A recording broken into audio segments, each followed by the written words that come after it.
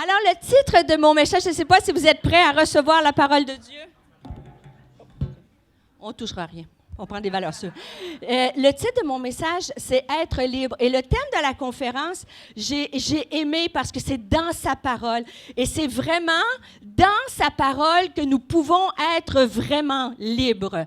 Et lorsque je parle de liberté, être des femmes libres, je ne fais absolument pas référence à la liberté ou la fausse liberté que le monde essaie de mettre sur l'épaule des femmes. Vous savez, cette liberté-là de féminine, je ne sais pas ici dans vos... Nous, au Québec, dans les années 70, 60, fin des années 60, le mouvement féministe s'est levé. Les femmes sortaient dans la rue, déchiraient leur soutien-gorge. « Ouais, nos droits, ouais. » Mais en fait, ce n'est pas du tout ça, la liberté que Dieu nous appelle, bien sûr. Dieu, il dit dans sa parole, il n'a plus ni homme, ni femme, ni juif, ni grec, ni esclave, ni libre. On est tout le monde. Dieu nous appelle à cette liberté-là. Et c'est la parole de Dieu qui nous rend libres. Dans l'Évangile de Jean, chapitre 8, versets 31 et 32, ça dit « Si vous demeurez dans ma parole, vous êtes vraiment mes disciples. Vous connaîtrez la vérité et la vérité vous affranchira. » Dieu veut nous affranchir. Si donc, Jean 8, 36, si donc le Fils vous affranchit, vous serez réellement libres. Réellement libre, libre de nos soucis, libre de notre passé, libre de nos pensées. On peut aujourd'hui, mes amis, sortir de ce lieu complètement libre. 2 Corinthiens, chapitre 3, verset 17. Le Seigneur, c'est l'Esprit. Et là où est l'Esprit du Seigneur, là est la liberté. Est-ce que vous croyez qu'il y a l'Esprit du Seigneur dans ce lieu?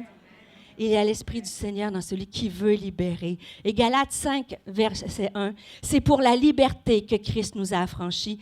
Demeurez donc fermes et ne vous laissez pas mettre de nouveau sous le joug de la servitude. Et c'est le texte de base, ne vous laissez pas mettre de nouveau. Il est possible, vous êtes venus dans ce lieu, probablement, pour la majorité d'entre vous, vous connaissez Jésus-Christ comme votre Seigneur et votre Sauveur personnel. Vous reconnaissez l'œuvre de la croix. Vous savez que Jésus est mort pour vous, que Dieu a envoyé son Fils, ce qu'il avait de plus précieux par amour pour toi, personnellement. Et cet amour-là devrait nous donner la plus grande des guérisons, la plus grande des libertés, la plus grande estime de nous-mêmes, le meilleur bien-être. Mais si on est honnête, il est possible, en ce 7 mars 2020, de revenir à nouveau sous le joug de la servitude.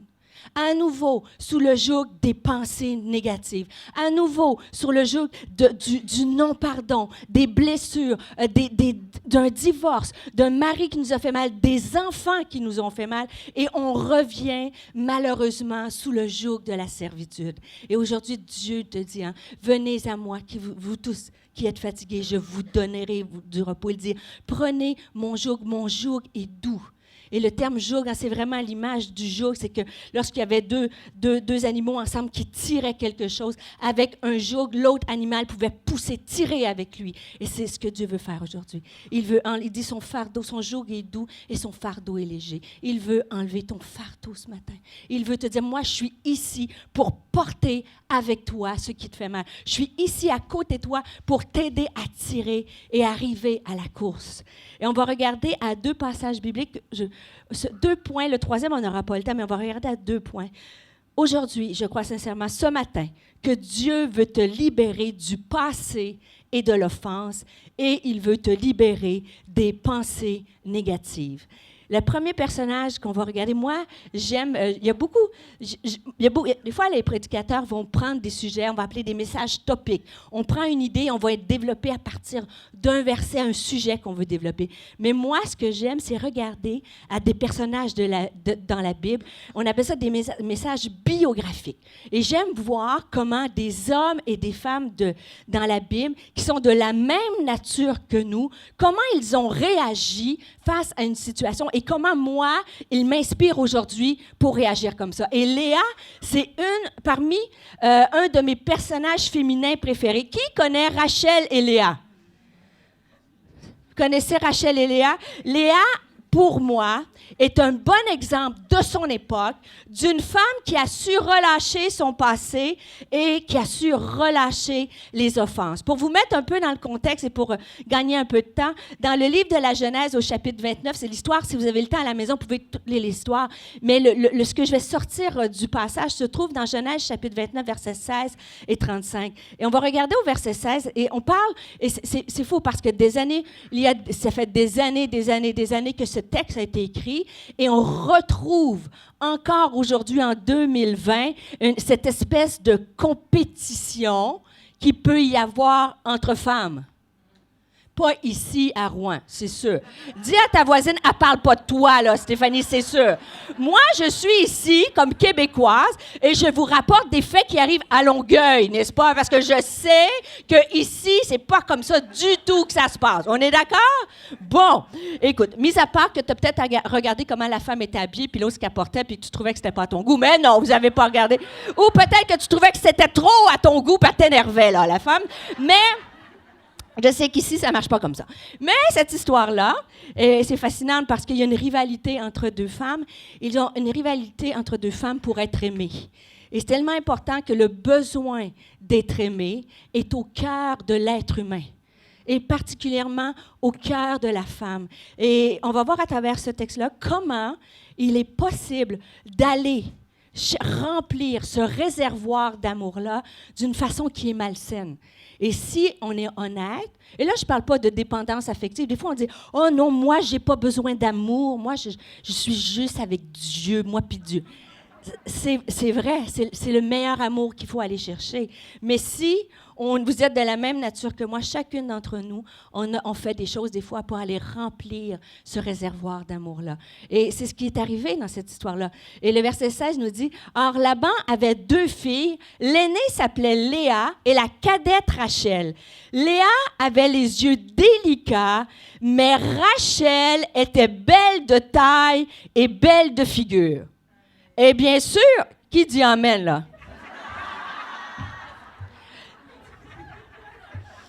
OK. On s'entend que Léa, la Bible, elle est tellement discrète parce que Léa, les yeux délicats, c'est qu'elle avait du strabisme. OK? Et l'autre, je ne sais pas pourquoi, c'est précisé, belle de taille, voit le genre, et belle de figure. Tu sais, genre de fille que tu vas aller lui péter les pneus en sortant de l'église, là. Bon, pas vous, moi. Bon. Et déjà là, vous pouvez vous imaginer l'état de ces 2 femmes. Une qui est super jolie et l'autre qui est les yeux délicats. Et c'est certain que Rachel était plus populaire que Léa. C'est certain. Et l'histoire, qu'est-ce que ça nous dit? Le beau Jacob, devinez de qui il tombe en amour? De celle qui a les yeux délicats ou de celle qu'on veut lui péter les pneus de voiture? Et l'histoire dit qu'il a travaillé, il y a eu Léa en prix de consolation, et il a travaillé 7 ans pour avoir celle qu'il aimait. Mais moi, quand je lis ce texte-là, je me dis, pouvez-vous vous imaginer comment Léa pouvait se sentir? Comment elle pouvait, son estime d'elle-même, ça devait être 0. Comment elle pouvait être préférée à sa sœur? Tellement que c'est son mari, mais il veut tellement pas d'elle qu'il va travailler 7 années supplémentaires pour avoir sa sœur. Quelle relation familiale malsaine! Et ce qui est touchant, dans ce texte-là, il y a la dernière phrase du texte, ça dit, Jacob alla aussi vers Rachel, qu'il aimait, la Bible nous dit, qu'il aimait plus que Léa, et il servit encore chez Laban pendant 7 nouvelles années. Et le verset qui suit, c'est une seule phrase qui, moi, m'a impactée dans ma vie de femme. C'est écrit, « L'Éternel vit que Léa n'était pas aimée. » C'est un verset qui est extrêmement puissant. Il est triste, mais il est puissant. Il est triste parce que on sent, la Bible nous révèle qu'elle manque d'amour, elle manque d'amour, elle n'est pas bien avec elle-même, elle a probablement été rejetée en compétition, elle manque d'amour. Mais ce qui est puissant, c'est que le grand Dieu, créateur de l'univers, celui qui a créé les milliards et les milliards, et là je prends un risque, hein, voyez-vous, le coronavirus, allez vous saluer, c'est rien, descendre les escaliers ici.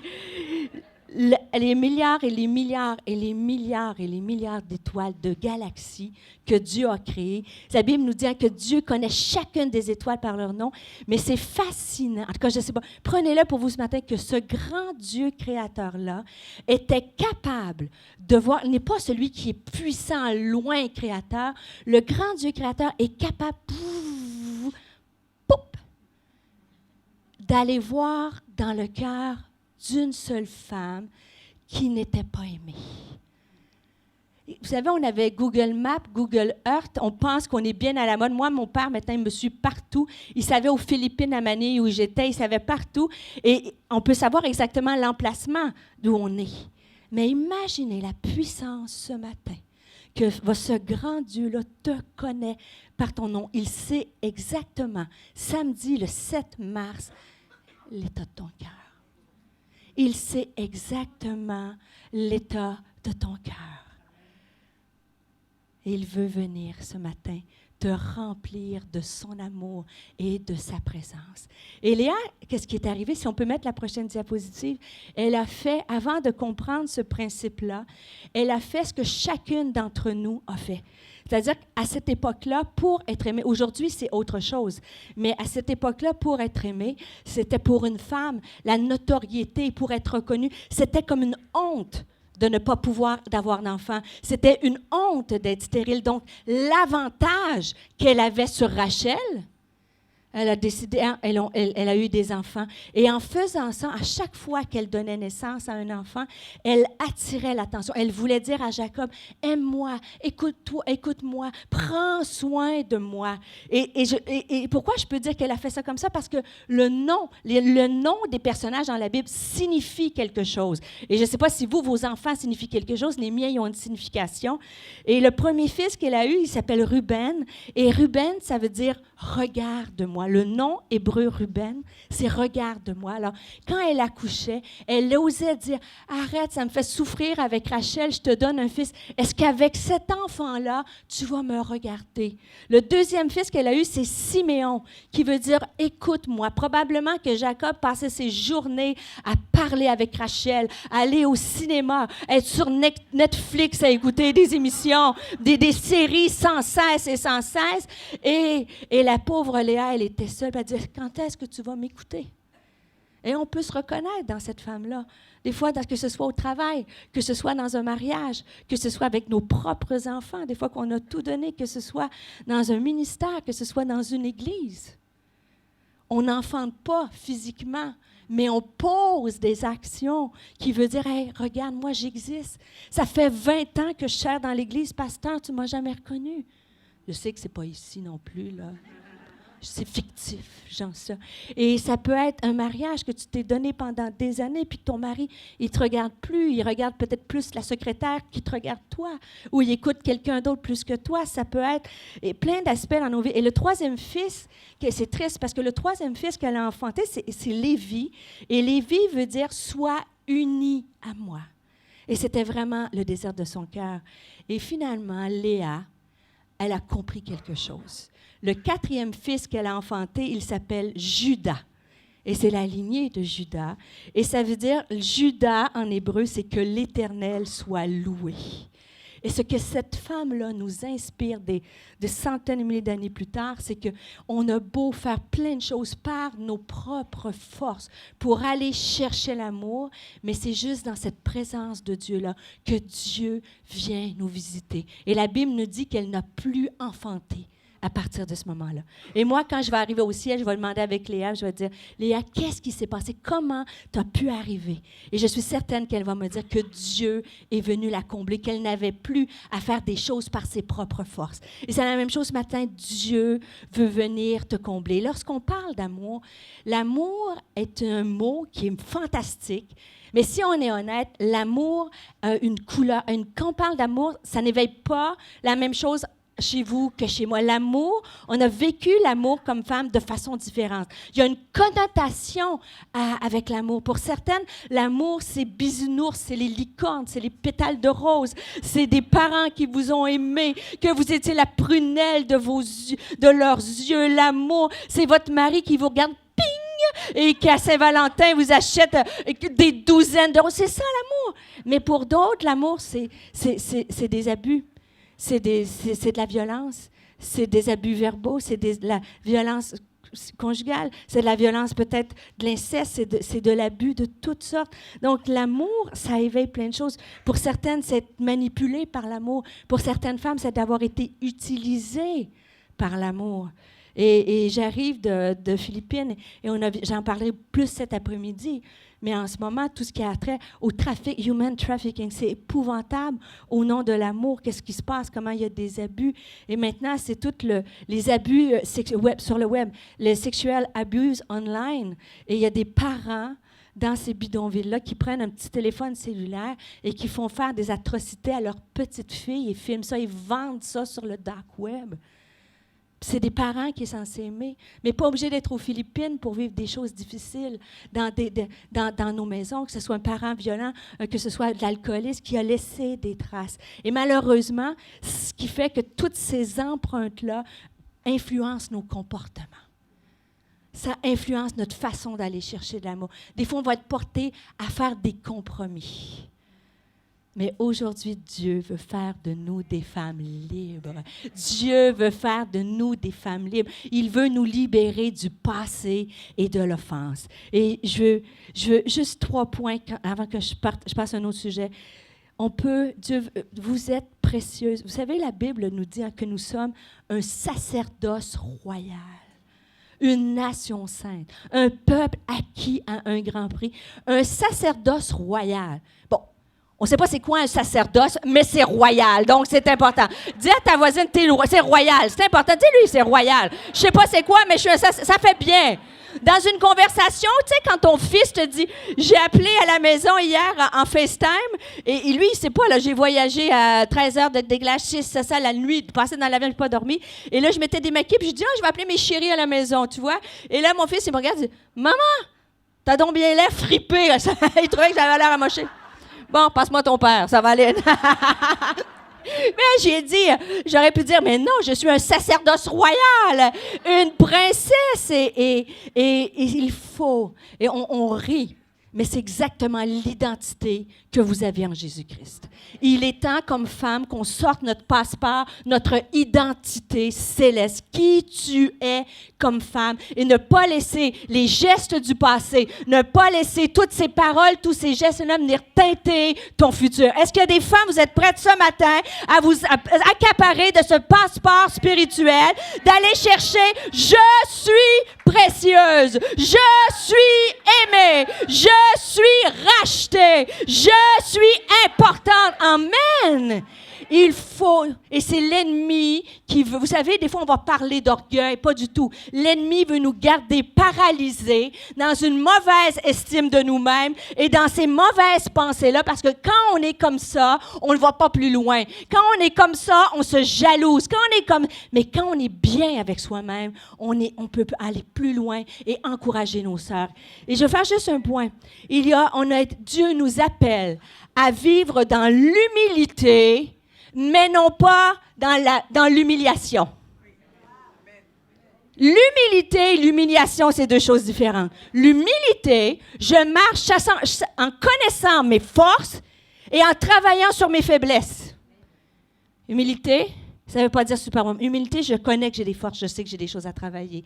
L'humiliation, c'est de laisser les autres m'abaisser.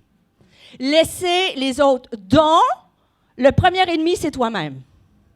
Il n'y a pas pire ennemi que soi-même. À chaque fois que je me regarde dans le miroir, je suis moche, je suis ci, je suis ça, je suis ci. Je suis sûre que Léa devait se dire, regarde, dis-moi, j'ai des yeux comme ça, j'ai ci, j'ai ça. Regarde Rachel, elle est belle, elle a nanana. Et que ce soit physique, que ce soit émotionnel. Il faut arrêter ces discours intérieurs-là. Il faut aussi faire une différence entre avoir une nature imparfaite et n'avoir aucune valeur. On a une nature bien imparfaite, mais Christ nous a rachetés et nous sommes plus précieuses que les perles. Vous êtes une perle sur le collier de Dieu. Il faut avoir aussi une différence entre s'aimer et être égoïste. Ce n'est pas égoïste de s'aimer. Quand on s'aime, on est nettement plus généreuse. C'est quand on est mal avec soi-même qu'on garde tout pour soi. Quand on n'est pas bien dans nos pensées, dans notre corps, dans notre tête, partout, qu'on devient jalouse et qu'on devient... Et Dieu veut changer ça dans nos cœurs. Libre du passé et de l'offense. La Bible nous dit, car Dieu déverse son amour dans nos cœurs par le Saint-Esprit. Dieu veut déverser son amour dans nos cœurs dans le Saint-Esprit. Et le dernier point que je veux parler avec vous, Dieu veut nous libérer ce matin du passé et de l'offense. Je n'aurai pas le temps de développer sur l'offense, mais ça va ensemble. Vous savez, quand les disciples allaient de village en village, et Jésus leur a dit, si ces gens ne vous reçoivent pas, secouez la poussière de vos chaussures et allez dans une autre direction. Prophétiquement, je crois ce matin qu'il y a des femmes ici. Et moi, la première, je vous dis sincèrement, moi, la première, j'ai eu une situation où, pendant que j'étais assise là, le Seigneur m'a dit, tu vas leur dire, hein, mais la première, c'est toi. Secoue, puis il y a des gens qui sont témoins pour me le dire, secoue la poussière de tes chaussures et va-t'en dans une autre direction. Ne laisse pas l'offense d'un mari, d'un enfant, d'un pasteur, de quelqu'un autour de toi, rester sur ta chaussure. Parce que quand la poussière reste là, sais-tu qu'est-ce que ça fait? Tu l'emmènes partout avec toi. Partout, tu salis, premièrement, ta propre maison. Tu emmènes la poussière dans la maison de ton cœur et partout où tu vas dans tes relations, tu contamines avec cette poussière-là. Est-ce que c'est vrai que ça fait mal? Oui. Est-ce que c'est injuste? Oui. Est-ce que ça n'aurait pas dû se passer comme ça? Oui. Mais tant que tu restes là, tu contamines ton environnement. Tu contamines ta propre vie. Ce matin, il est temps de dire, tiens, poussière, le geste posé, la parole posée, l'injustice, je te laisse ici dans ce... Il va y avoir du ménage à faire, Christelle, ici, je te le dis. On laisse la poussière ici spirituellement, puis vois-le par les yeux de la foi, je marche, je m'en vais libre de ces offenses-là. Être libre du passé de l'offense. Et le dernier point, être libre des pensées négatives. Et ça aussi, c'est un texte qui est simple. Léa, une inspiration pour nous. Et là, c'est un homme, c'est David. Tout le monde connaît l'histoire de David et Goliath. D'accord avec moi? Et l'histoire le récit prend place dans une vallée qui s'appelle la vallée des Térébintes. Et dans cette vallée-là, c'est complètement divisé. Il y a deux camps. Tu as les Philistins d'un côté avec Goliath et tu as le peuple, les Israélites de l'autre côté avec Saül et tout le peuple d'Israël. Et la parole de Dieu nous dit que Goliath sortait. Pendant 40 jours, il allait le matin et le soir et il allait narguer l'armée d'Israël. J'ai dit, premier point, être libre du passé et de l'offense. Et le deuxième point, c'est être libre de nos pensées négatives. Les pensées, moi j'appelle ça les invasions barbares. Ça, c'est un film québécois qui a été à Cannes. Les invasions barbares, c'est ces pensées-là qui arrivent genre vers 3 heures du matin. En avez-vous ça, à 3 heures du matin? Quand tu as mangé beaucoup de fromage, comme on a fait hier, n'est-ce pas? J'aime le fromage. Vous avez des fromages incroyables. Et quand tu arrives à 3 heures du matin et tout commence à prendre des proportions démesurées, là, c'est sûr qu'il n'y a rien qui va marcher. Là, c'est sûr. On dirait que ta foi, là, Jésus, il n'est plus là. Dites que je ne suis pas tout seul. Vous en avez. Amen. Je vais aller plus. Ils ont l'air à me comprendre plus de ce côté-là. Alors, les filles, vous comprenez ce que je veux dire. Et le texte qui est ici, pour moi, c'est physique. On n'a pas de Goliath physique dans nos vies. Ou peut-être. Mais on a plus des Goliaths qui sont spirituels, qui sont émotionnels. Et quand je voyais ce grand Goliath-là, il descend, puis il va les narguer matin et soir, puis il dit « c'est moi qui va gagner. Si tu penses... » Et il les nargue. Et moi, je vois des fois l'ennemi de mon âme qui vient et dit « Tu penses vraiment que ton fils il va revenir à Dieu? Tu penses vraiment que tu pries pour cette femme-là à l'église? Tu penses vraiment que Dieu va la guérir? Tu penses vraiment que financièrement, là, tu vas y arriver avec la récession, avec le coronavirus? Tu penses-tu, ils vont-tu encore t'inviter pour aller prêcher? Tout le monde est malade dans les églises.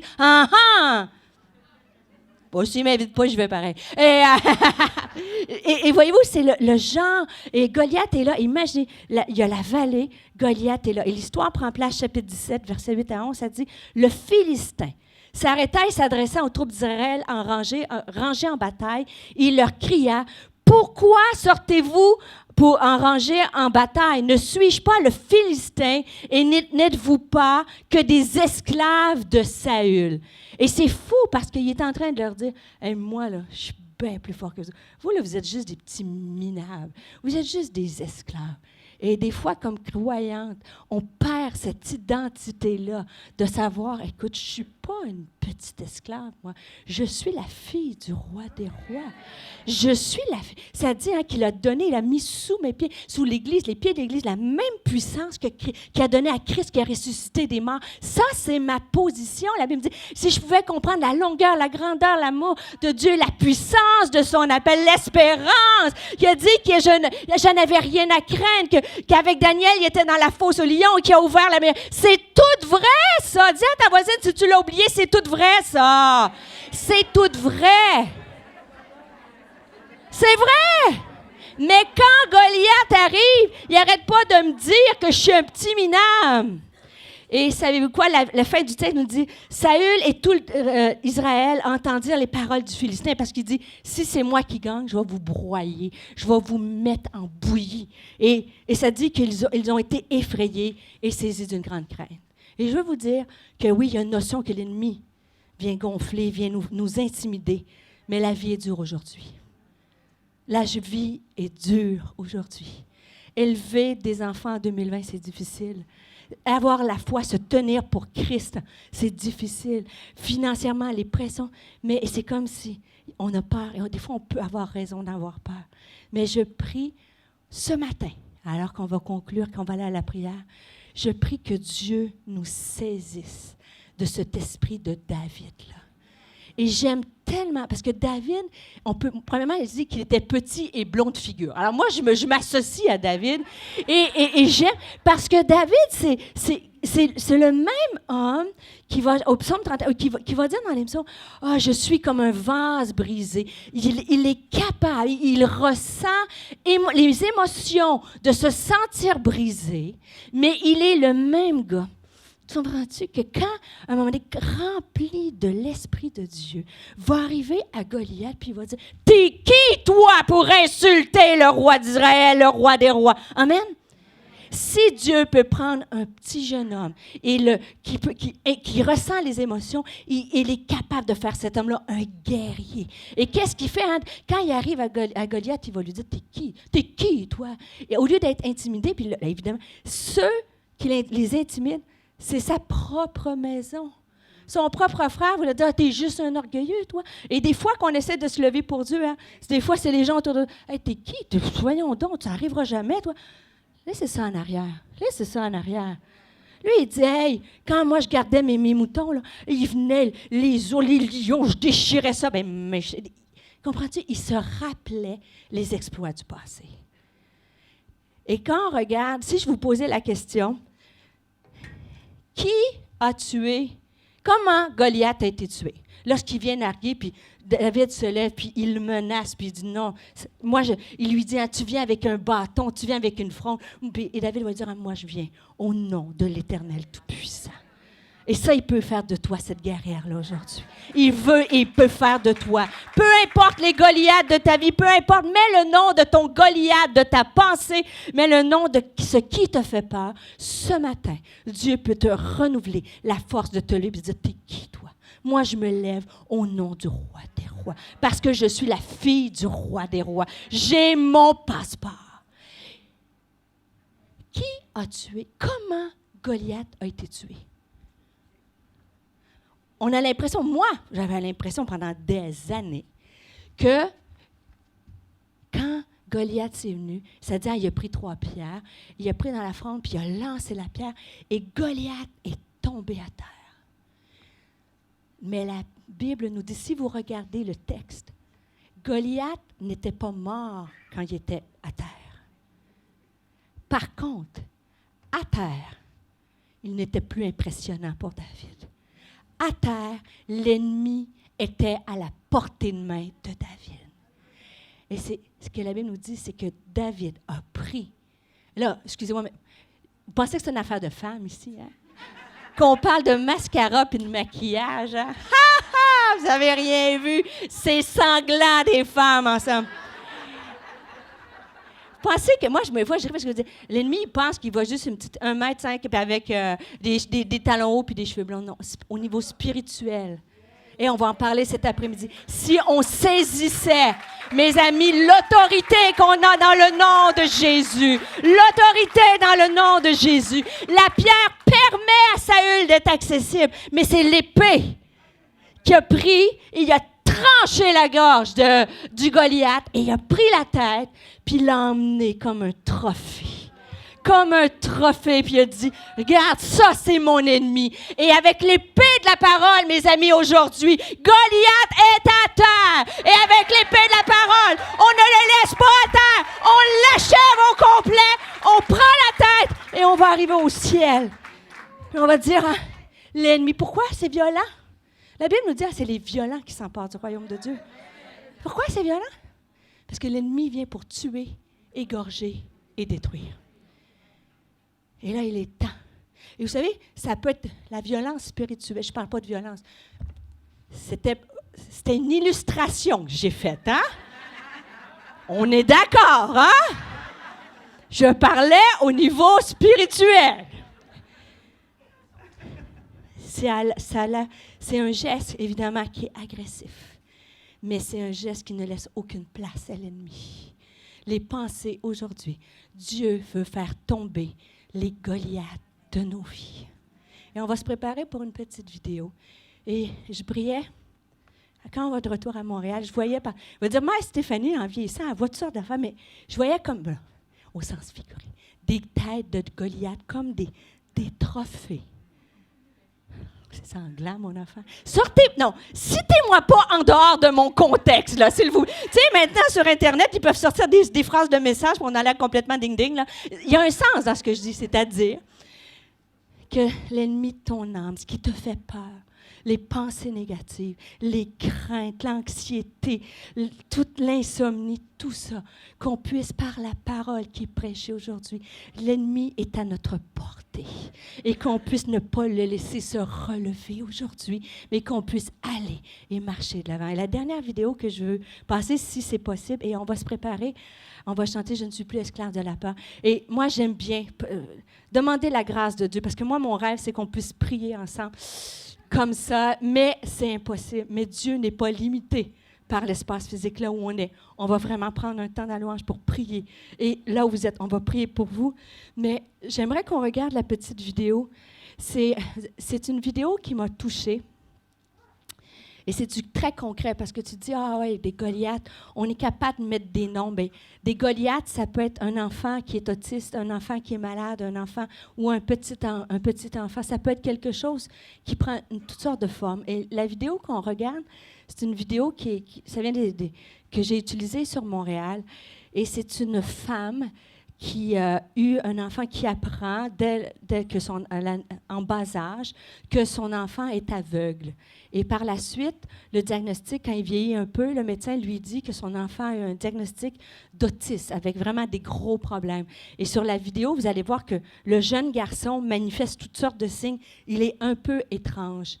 Et cette vidéo-là, pour moi, représentait plein de choses. Représentait les pensées négatives.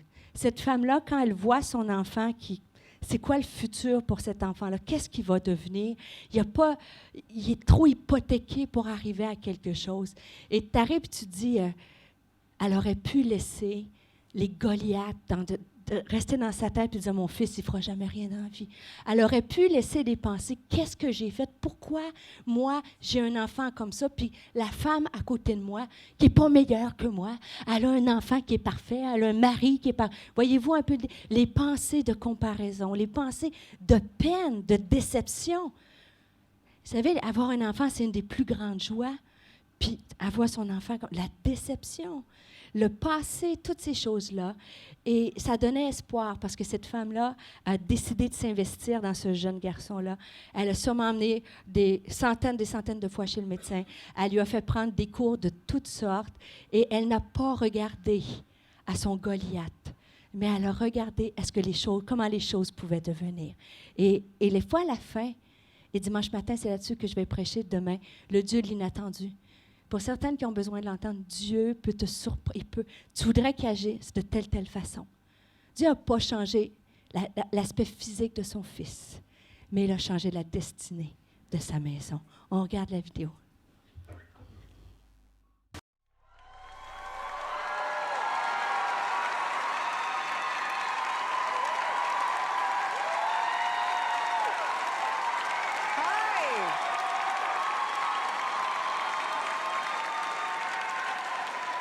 Welcome. Hello.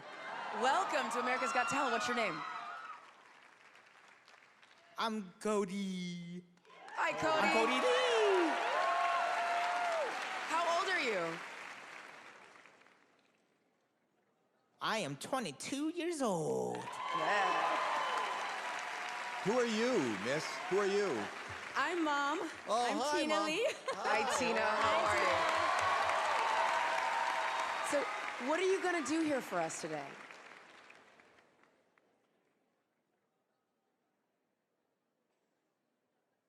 I'm gonna sing a song for you on the piano. I love it. Tina, tell us a little bit about Cody. Cody is blind and autistic. Oh. Wow. We found out that he loved music really early on. He listened and his eyes just went huge. And he started singing. And that's when I was in tears because that's when I realized, oh my gosh, he's an entertainer. So through music and performing, he was able to withstand living in this world because when you're autistic, it's really hard to do what everybody else does.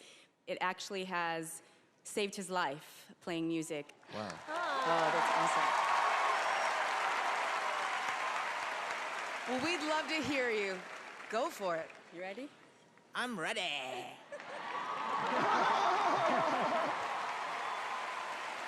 on, Cody.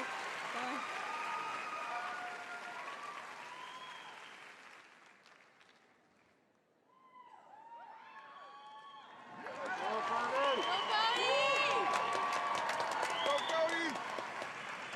This is your time, okay? There's gonna be like 20 film cameras on you. Ready? Yeah. Go. Boom.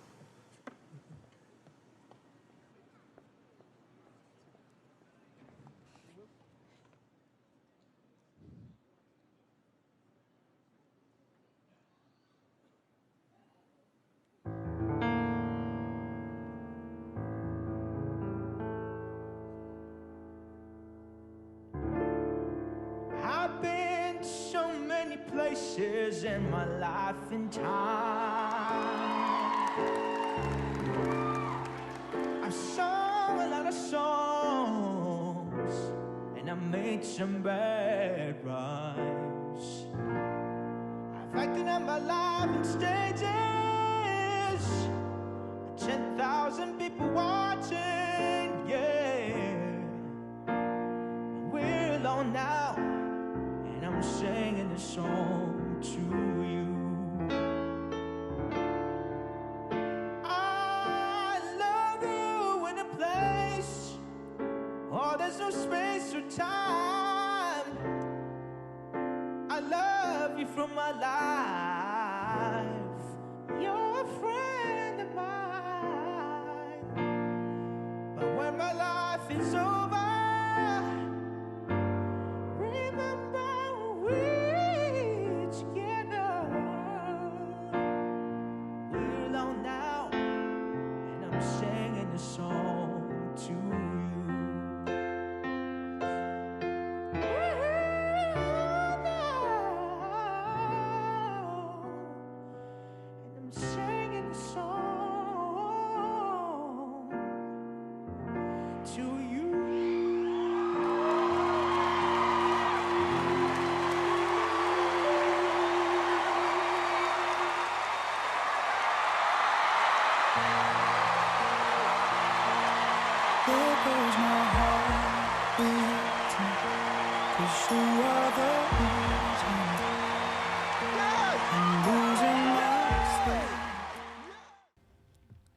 Ne laissons pas nos Goliaths vaincre nos pensées. Le film de notre vie, le film de l'histoire de la vie de notre enfant, de notre mariage, d'une situation n'est pas terminé tant que le mot fin n'est pas arrivé. Dieu peut te surprendre d'une diverse façon. Cette femme a choisi, je crois qu'elle a fait un choix, de ne pas regarder à ce qu'elle voyait. Elle a choisi de ne pas regarder peut-être à la déception, au passé, à toutes sortes de choses. Elle a choisi de croire à peut-être quelque chose qui avait l'air de rien. Mais avec Dieu, Dieu peut tout transformer, toutes tes situations ce matin. Et on va se lever ensemble si on veut se lever. Et j'ai demandé à l'équipe d'adoration de chanter « Je ne suis plus esclave de la peur ». Comme je vous ai dit, malheureusement, on ne peut pas faire d'appel en avant. Mais là où vous êtes, est-ce que vous croyez que Dieu peut venir vous toucher? Et je vais faire 3 appels spécifiques ce matin. Pendant qu'ils vont chanter le chant, demande à Dieu, « Seigneur, je suis venu aujourd'hui. J'ai mis cette journée à part. De quoi veux-tu me libérer? » Peut-être pour certaines, vous avez fait un bout de chemin avec le passé, mais Dieu t'a rappelé qu'il y a encore du travail à faire. Peut-être pour certaines, tu luttes avec l'offense. Tu as la poussière que tu dois secouer de tes pieds. Peut-être pour certaines, c'est comme Léa, besoin d'être aimée. Et tu y vas de toutes sortes de façons, peut-être à des compromis, des déceptions. Puis tu veux que Dieu fasse de toi une Léa, que l'Éternel soit loué et qu'il vienne guérir d'abus physiques, d'abus de paroles de mort, de gestes. On va parler des vrais mots. Peut-être d'inceste, de viol, de gestes posés que tu gardes depuis des années, que tu luttes, que tu avances. Et le Seigneur te dit, mon fardeau est léger, je veux t'enlever ton fardeau ce matin. Peut-être que c'est des Goliaths dans ta maison. Alors on va chanter, je ne suis plus esclave de la peur. Et au fur et à mesure, on va prier ensemble.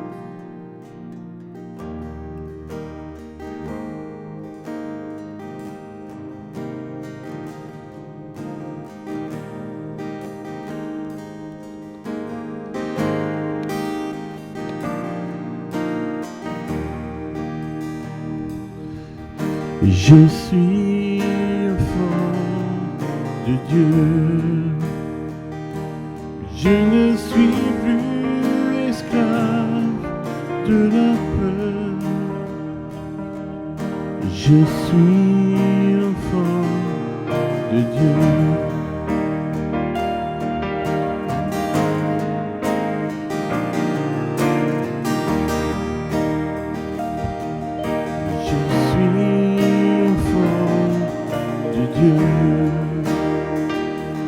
Je ne suis plus esclave de la peur. Je suis enfant de Dieu.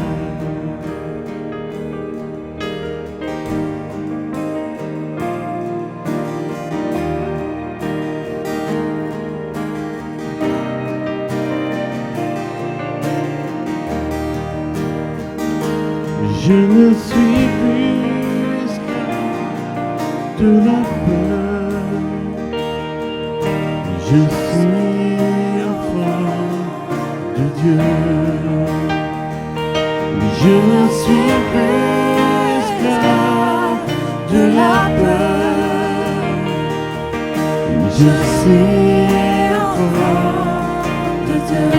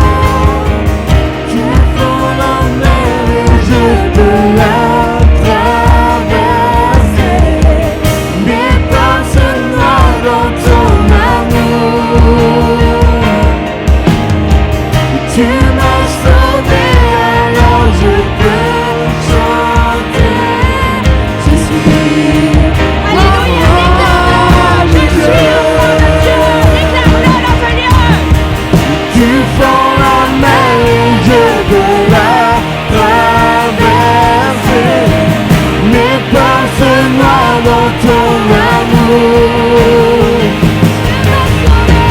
Tu m'as sauvé, alors je peux chanter. Je suis enfant de Dieu.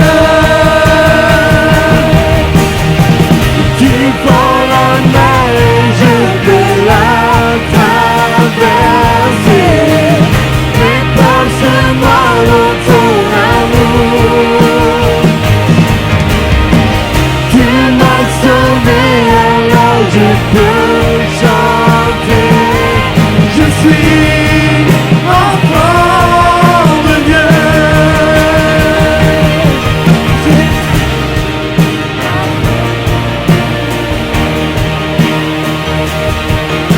Je suis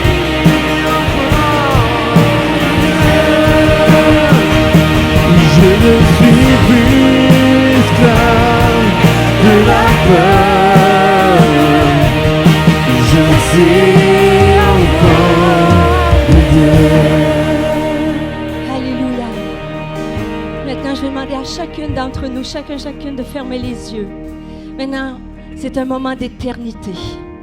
C'est une salle d'opération à cœur ouvert. Nous sommes face à face avec le médecin du cœur, avec le Dieu créateur, avec le Dieu tout-puissant, celui qui comprend tout, celui qui sait tout, mais celui qui peut tout aujourd'hui. Et le premier appel, là où vous êtes, juste à main levée pour que je puisse t'identifier, juste à main levée, le premier appel, tu es venu ce matin, tu as besoin que Dieu vienne te libérer du passé. Comme Léa, que Dieu vienne remplir. Dieu voit, comme Dieu a vu Léa. Dieu vit qu'elle n'était pas aimée. Dieu voit ton cœur ce matin. Et Dieu est ici pour faire comme il a fait avec Léa. Est ici pour que tu puisses recevoir, être inondé de son amour, être complètement libéré, guéri, peut-être d'un amour qui a été malsain, d'un amour qui a été abusif, d'un amour qui a été manipulateur, d'un amour qui a été injuste. Peu importe par qui. C'est entre toi et Dieu, il n'y a aucun jugement. On ici est un lieu de restauration. L'Église est un hôpital où on vient pour être guéri. Alors si, pendant que tout le monde a les yeux fermés, puisque je ne peux pas aller jusqu'à toi, mais le Saint-Esprit, lui, il est ici dans ce lieu. Le Saint-Esprit passe à travers les rangées. Le Saint-Esprit va de droite à gauche, du devant vers l'arrière. Mais juste comme cette femme avec la perte de sang qui a étiré sa main pour toucher le vêtement de Jésus. Si tu as besoin, comme Léa, que d'être touché, qu'il vienne te libérer de ton passé, alors juste lève ta main. Juste élève ta main comme un geste de foi. Lève ta main, garde-la bien levée pour que je puisse, c'est un appel divin, que je puisse te voir, juste moi, et te dire, viens, élève. Jésus te dit, touche-moi, viens, fais l'effort, cette fois-ci c'est la bonne, fais l'effort, étends ta main, je suis ici. Et Jésus va dire, qui m'a touché, lève ta main bien haute. Il y en a que vous luttez, il y en a que ça fait des années, il y en a que la racine est profonde, mais Dieu est en train de déraciner. Seigneur Jésus, j'attends juste encore un instant, tu as besoin d'être libéré de ton, lève ta main bien haute. Alléluia, Seigneur Jésus. Alléluia, Seigneur, tu viens, Seigneur. Tu viens toucher chaque femme, Seigneur. Tu n'es pas limité par une main physique. Tu es la main du grand Dieu Tout-Puissant. Seigneur, avec l'autorité que tu nous donnes dans le nom de Jésus, nous avons accès à la puissance de la croix ce matin, la puissance de guérison. Alors viens toucher le cœur de ces femmes, Seigneur. Viens enlever toute souillure, Seigneur. Viens enlever la honte, Seigneur. Viens enlever la peine, Seigneur. Que les fleuves d'eau vive viennent inonder. Que les fleuves d'eau vive, Seigneur. Tu casses les chaînes qui les retiennent. Tu brises les verrous de fer, Seigneur Jésus. Alléluia, Seigneur Jésus. Tu viens, Seigneur, Saint-Esprit, consolateur, Paraclétos, celui qui est tous les jours avec nous. Saint-Esprit, tu déferles. Viens toucher, Seigneur. Je prie que ces femmes ressentent ta présence de la tête aux pieds. La présence du Saint-Esprit qui les touche de la tête aux pieds, Seigneur. Physiquement, Seigneur, tu changes les deuils en allégresse, Seigneur. Tu changes, tu mets une huile de joie, une huile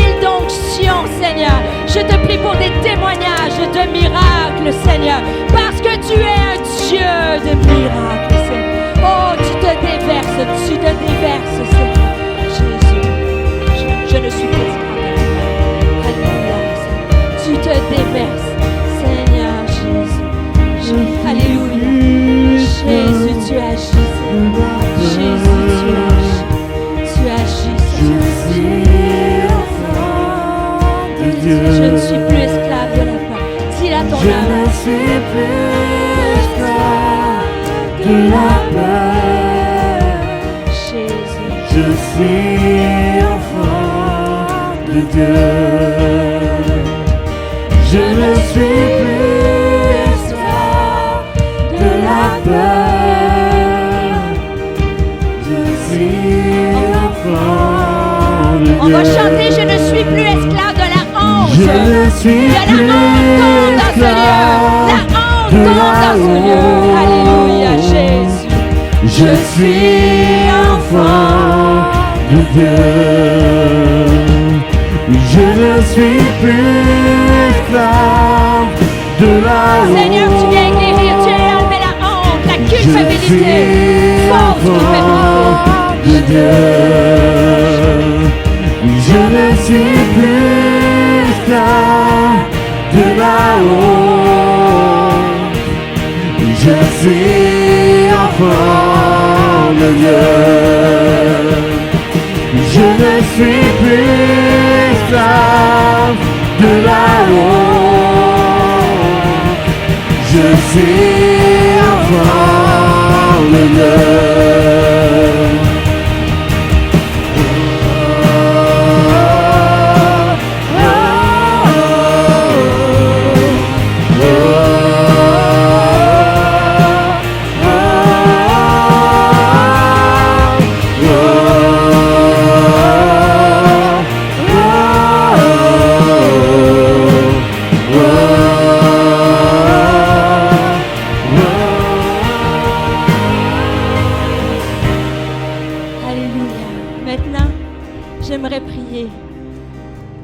J'aimerais prier qu'on puisse prier pour des femmes. Vous êtes face à un Goliath aujourd'hui.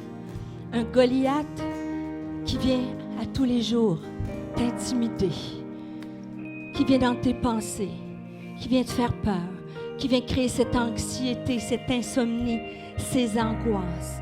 Un Goliath qui peut être agrandi par l'ennemi, mais un Goliath qui est aussi peut-être réel dans ta vie. Un enfant qui est loin de Dieu. Un divorce, sans emploi. Un appel que tu attends, un rêve de Dieu que tu attends de voir se réaliser. Tu es un problème financier.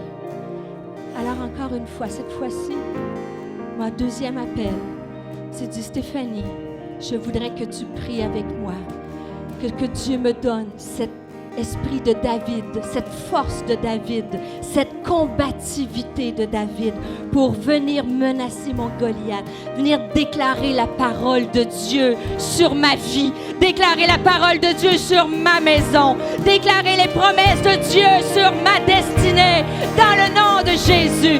Goliath n'a aucun effet sur ma vie. Goliath va tomber ce matin dans le nom de Jésus. Alléluia. Stéphanie, viens. J'ai besoin, lève ta main, que Dieu te remplisse ce matin de cet esprit de force. Lève ta main, on va le prier. Seigneur, touche. Je veux cet esprit de force. Je veux cet esprit de combativité dans le nom de Jésus.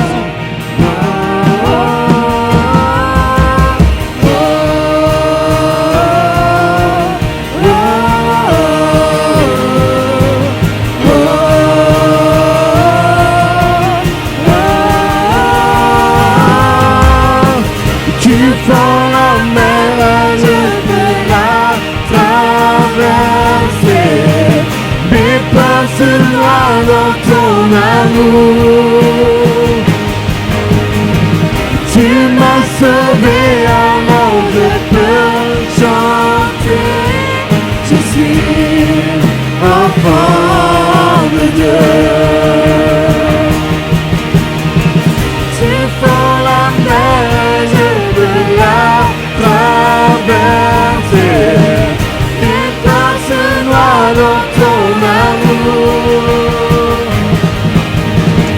Tu m'as sauvé, alors je peux chanter.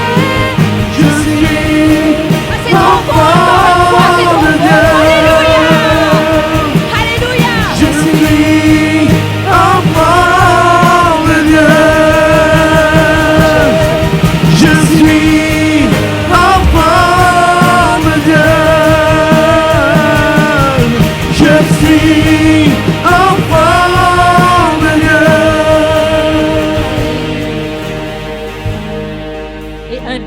point. Et on va se préparer, on va chanter le premier chant que vous avez chanté. Je suis libre, je suis en Dieu, je sais qui je suis, OK? Le dernier point, c'est peut-être moins de femmes, mais je sens que dans ce lieu, et moi j'ai dit, moi la première, on a besoin de secouer l'offense sur nos bottes. Le passé, Dieu peut guérir le passé. Les Goliaths, je sens sérieusement que les Goliaths sont tombés. Les Goliaths sont tombés. On peut pousser un cri de victoire. Les Goliaths sont tombés dans le nom de Jésus. Mais pour être complètement libre, ne laissons pas l'offense. Est-ce qu'on peut secouer nos pieds comme ça? Pense pendant quelques instants à l'offense, une parole qui t'a fait mal, un geste. Seigneur, prends le temps, quelques instants. Seigneur, je veux enlever cette offense. Je ne veux pas emmener cette amertume avec moi. Je ne veux pas emmener cette injustice avec moi. Seigneur Jésus, je te prie pour chaque femme dans ce lieu. Seigneur, tu connais chaque situation. S'il y a une femme ici qui a besoin de ta force et de ta grâce pour enlever, Seigneur, viens lui donner la force de relâcher, la force de laisser l'offense ici dans ce lieu. Seigneur, je prie pour nos chaussures, les chaussures du zèle et non les chaussures de l'amertume, Seigneur. Tu fais de nous des femmes de Dieu, des femmes qui ne gardent pas, qui ne restent pas dans l'offense, mais les femmes qui vont vers l'avant, vers la foi, Seigneur. Tu nous donnes la force de pardonner comme toi, tu nous as pardonné, Seigneur. Alors viens, Seigneur, enlever toute offense, toute injustice, toute poussière. Nous secouons nos pieds dans le nom de Jésus. Amen et amen et amen et amen. Alléluia. Est-ce qu'on peut juste acclamer le roi des rois? Alléluia.